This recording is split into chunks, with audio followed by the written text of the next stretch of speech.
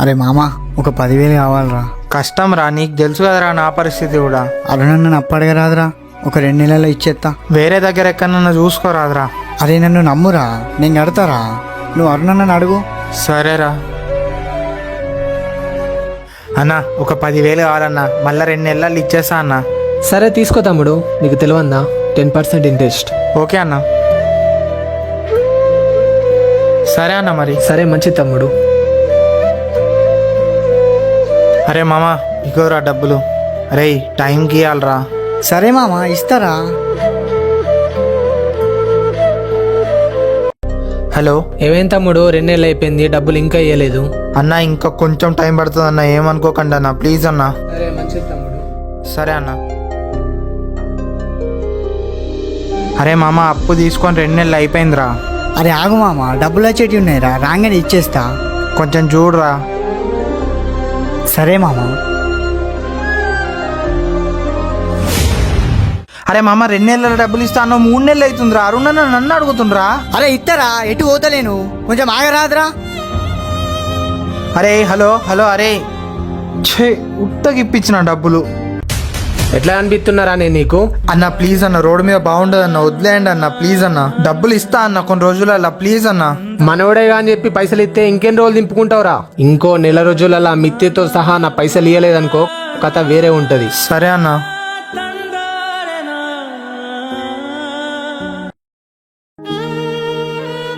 అరే చింటూ, ఏమైందిరా? ఏది కరెక్ట్ చెప్తలేవు? ఫోన్ చేస్తే ఫోన్ కూడా లిఫ్ట్ చేస్తలేవు. అక్కడ అన్న దగ్గర నేను కంట అవుతున్నారా నీ వల్ల? కొంచెం అర్థం చేసుకోరా నా పరిస్థితి కూడా. అరే ఎప్పుడు ఇడు పైసలు అంటే వేంద్రా, పోయేటప్పుడు ఏమన్నా నీ పైసలు పట్టుకోతామా? నీ పైసలు నీకు నెల రోజుల్లో మిత్తితో పడేస్తాపో. అరే అవి నా పైసలు కాదా ఉద్దేశించుకోవడానికి, నీ కోసం నేను అప్పు తీసుకున్నావా? అన్న ఎప్పుడన్నా నుండి ఇలా నన్ను అంటుండు, నా ఇజ్జత్ తీస్తుండు.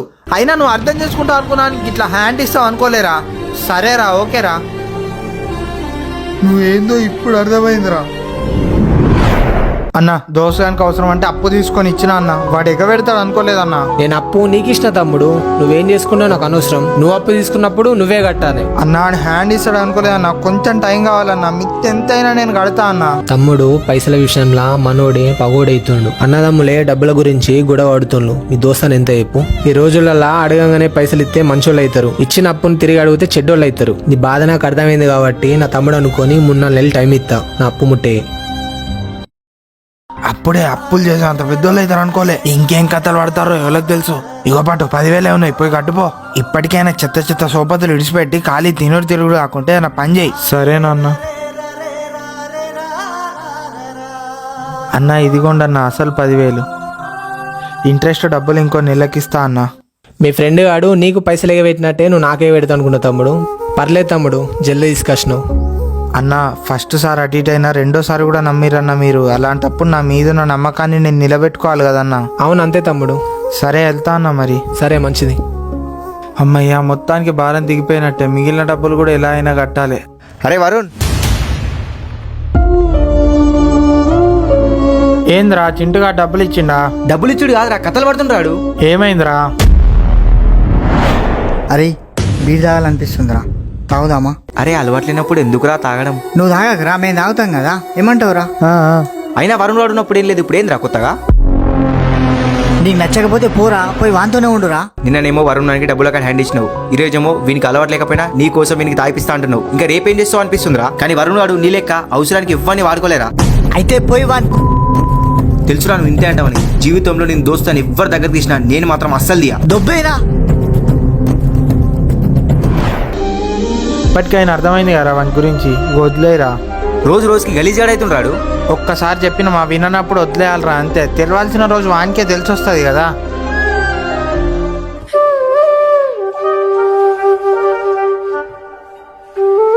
రే వరుణ్,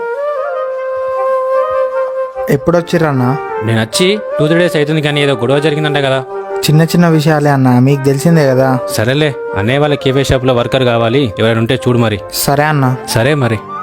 నేను ఎట్లాగో ఖాళీగానే ఉన్నా, పని ఏదో నేనే చేస్తే నా అవసరాలకైనా పనికి వస్తాయి కదా, చూద్దాం. అరే మామ, డబ్బులు కావాలరా, ఏదైనా పని ఉంటే చూడరా. దొంగ పని అయినా లంగ పని అయినా నేను చేస్తారా. పని అంటే కష్టం రా, కానీ డబ్బులు పెట్టి లాభం పొందే మార్గం ఒకటైతుందిరా. చెప్పురా, నాకు కూడా అదే కావాలరా. Online betting. అరే అద్దురా, డబ్బులు పెట్టి ఆడితే డబ్బులు వస్తాయిరా, కానీ ఇక డబ్బులు లేవరా. నీ చైన్ ఈరా. అద్దురా చెప్పదినరా. అరే ఈరా, నేను మళ్ళీ ఇప్పిస్తా. ఈ వెండి చైన్ తాకట్టు పెడితే 500 వస్తాయిరా. డబ్బులు తీసుకొని ఇప్పుడే స్టార్ట్ చేద్దాంపా. పా. నాన్న కెఫేలో వర్కర్ కావాలంట, నేను వెళ్తా అనుకుంటున్నా. ఇంత చదివించింది ఛాయలు అమ్ముకుంటానుకా, అయినా ఇప్పుడు పని చేసి ఏం చేస్తావు? ఖాళీగా ఉండే బదులు వర్క్ చేసుకుంటా చదువుకుంటా అని. సరే నీ ఇష్టం వచ్చింది చేసుకోపో, చూస్తా ఏం చదువుతావో ఎంత సంపాదిస్తావో. సరే నాన్న.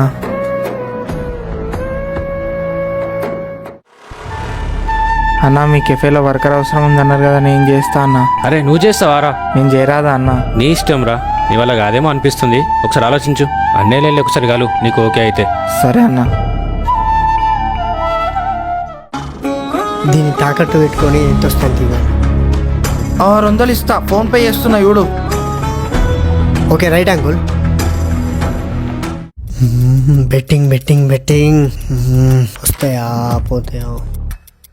అరే 2000 వచ్చినాయిరా.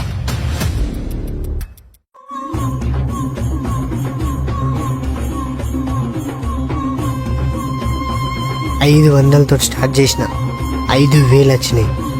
అరే మామ, ఇంగ్లాండ్ గెలిచిందిరా, ఇంకా 6000 వచ్చినాయిరా. అరే డబ్బులు వచ్చినాయి కదరా, నా నాకు ఇప్పివారా? అరే ఆగురా, రేపు ఇండియా పైన మొత్తం డబ్బులు పెట్టేస్తా. వస్తూ వచ్చినాయి, పోతే పోయినాయి. నమస్తే అన్న. నమస్తే తమ్ముడు, అంత బాగానా? అన్న మీ తమ్ముడు వర్కర్ గురించి ఏమైనా చెప్పిండా? గుర్తుంది తమ్ముడు, ఇక్కడ వర్క్ చేయడం నీకు ఓకే కదా? ఓకే అన్న. ఇంతకీ ఏం పని చేయాలో చెప్పలేదు మీరు. కెఫే మొత్తం నువ్వే చూసుకోవాలి తమ్ముడు. సరే అన్న. లోపల రా తమ్ముడు, నీకు అంతే చెప్తా. వస్తున్నా అన్న.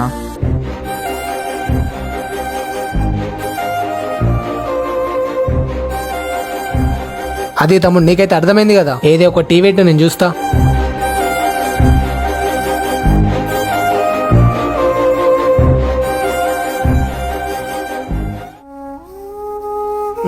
పర్లేదు తమ్ముడు, బాగా చేసినావు. థ్యాంక్స్ అన్న. ఇట్లనే తమ్ముడు, పని బాగా చేసుకో, సరేనా? ఓకే అన్న.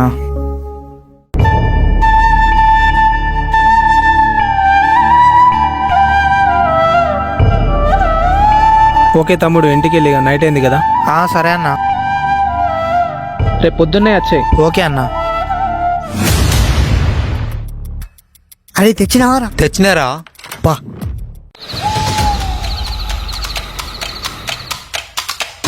అరే వరుణ్ గారు ఆరాడు. అరే వరుణ్ గడే రాడు. పారా నీకు గెలుకుదాం. అరే ఎప్పుడు చూసినా వాంతున్నారా? అరే లొల్లి పెట్టుకుంటా, వాంతోనే పెట్టుకుంటా. చెప్పింది ఏ నువ్వు నాడు.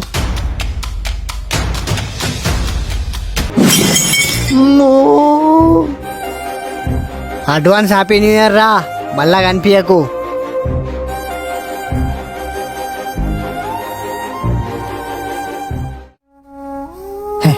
దేనికి పనికిరావు, కొడితే ఒక్క దెబ్బైనా తిరుక్కోటవారా బేస్ట్ గాడిదా.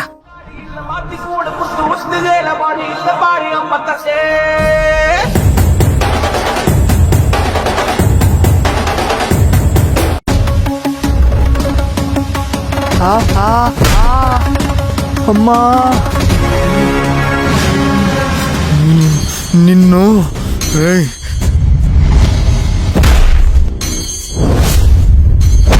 అమ్మా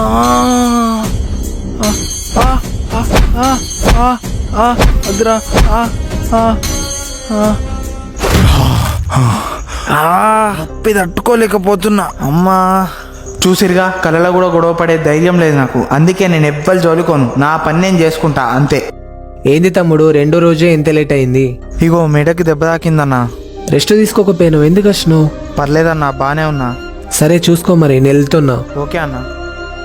చదువుకోవడం, షాప్లో కూర్చోవడంతోనే 6 నెలలు గడిచిపోయినాయి. కష్టపడి గవర్నమెంట్ జాబ్ కొట్టలేకపోయినా కానీ జాబ్ అయితే కొట్టగలిగిన.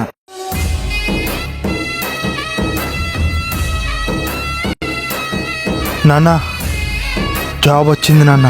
అవునా? ఇకనైనా మంచిగా పని చేసుకో, మాట పడకుండా. నీ దోసాలని అట్లా కలిసి రాపో అన్న. ఇక్కడనే రోడ్ పైన ఉన్నా, రండి అన్న. వస్తున్నా. సరే అన్న. హాయ్ రా. ఏంద్రా ఇట్లా వచ్చినావు? చింటిగాడెక్కడా?